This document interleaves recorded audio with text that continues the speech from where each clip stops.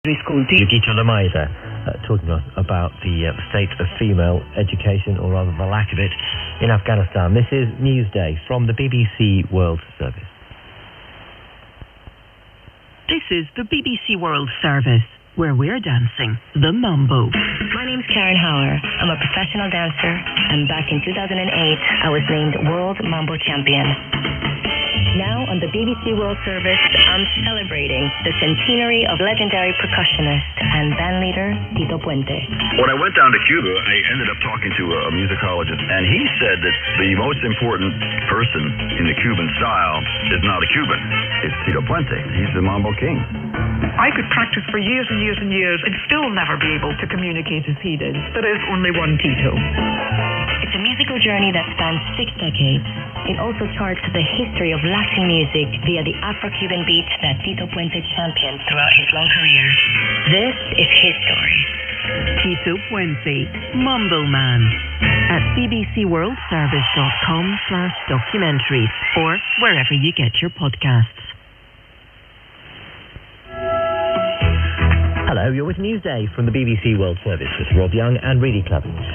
The U.S. Vice President Kamala Harris is in Ghana at the start of his 3-nation tour of Africa.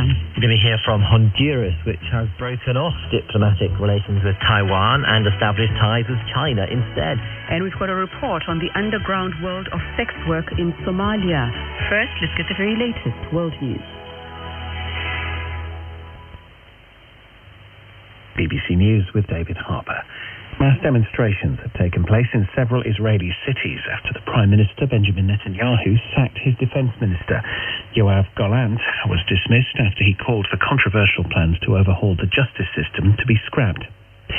Germany's public transport network is expected to grind to a halt on Monday as two of the country's largest trade unions stage a 24-hour strike.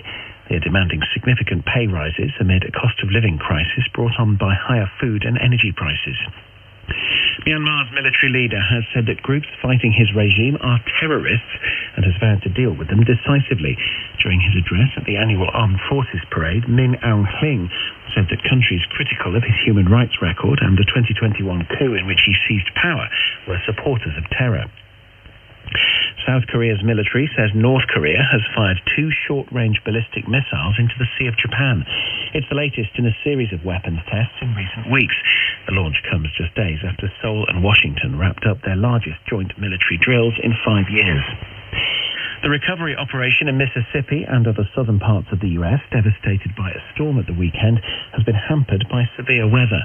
President Biden has declared a major disaster following a tornado that killed 26 people.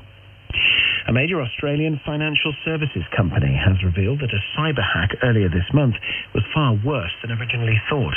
Latitude Financial says the details of almost 8 million driving licence numbers were stolen in Australia and New Zealand.